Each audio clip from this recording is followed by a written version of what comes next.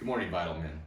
I want to talk to you about a subject that has already kind of passed today, but I want to talk to you about Groundhog Day.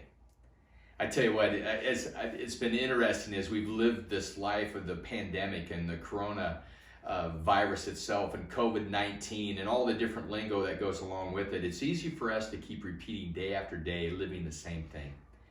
And I find it so interesting, even in my own life, of the things that are happening of going back to repeat, living over Groundhog Day one time of another. And we're learning about what it means to have a life of social distancing. And also, too, there's still places that even today that are having stay-at-home orders that you have to stay home. And it's been interesting of living a life of Groundhog Day. I want to give you a quote by Bill Murray. If you've never seen the movie Groundhog Day, it is hilarious. It's an iconic movie.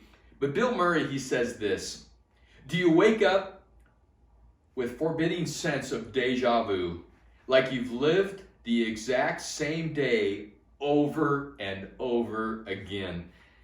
We can do that in the midst of this thing if we don't start learning to live a life of re-engaging. This past week I had an opportunity. I went in to buy a pair of work boots from a shoe salesman, and he was sharing with me at the time he was not considered to be one of the essentials, so he was required to go home from work. He had to sign up for unemployment, and obviously he got the extra money that was put in. And he said it was kind of interesting. He said, "It's actually, I was making more money than I was at the place I was working."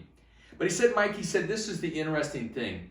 He goes, "Do you remember the movie Groundhog Day?" You know, I kind of got a smirk on my face. Absolutely. And he says, "That's what it was like living. It was like living Groundhog Day at home every day. I kept getting up, repeating, doing what I did before, and doing it again." He said, "I couldn't wait to get back to work."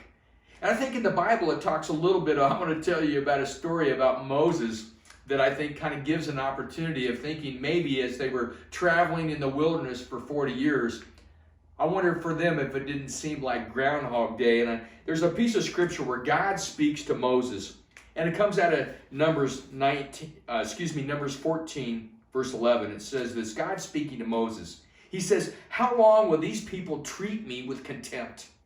Will they never believe me, even after the miraculous signs I have done before them?"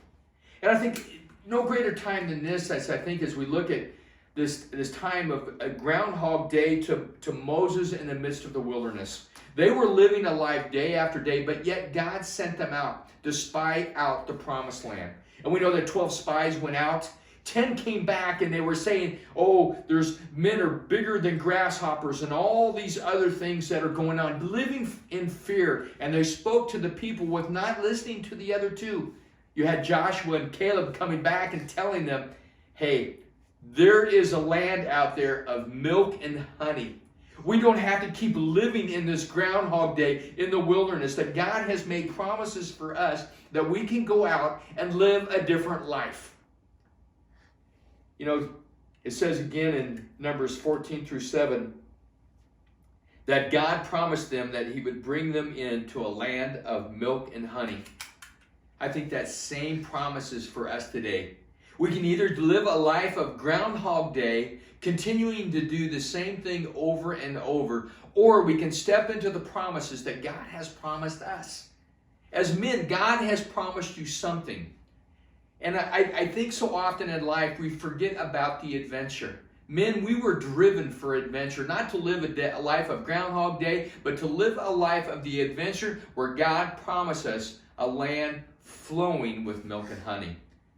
Today you have a choice. Will you live Groundhog Day, or will you live a life that I believe God promises us a land flowing of milk and honey? Vital men, live a life of land flowing with milk and honey.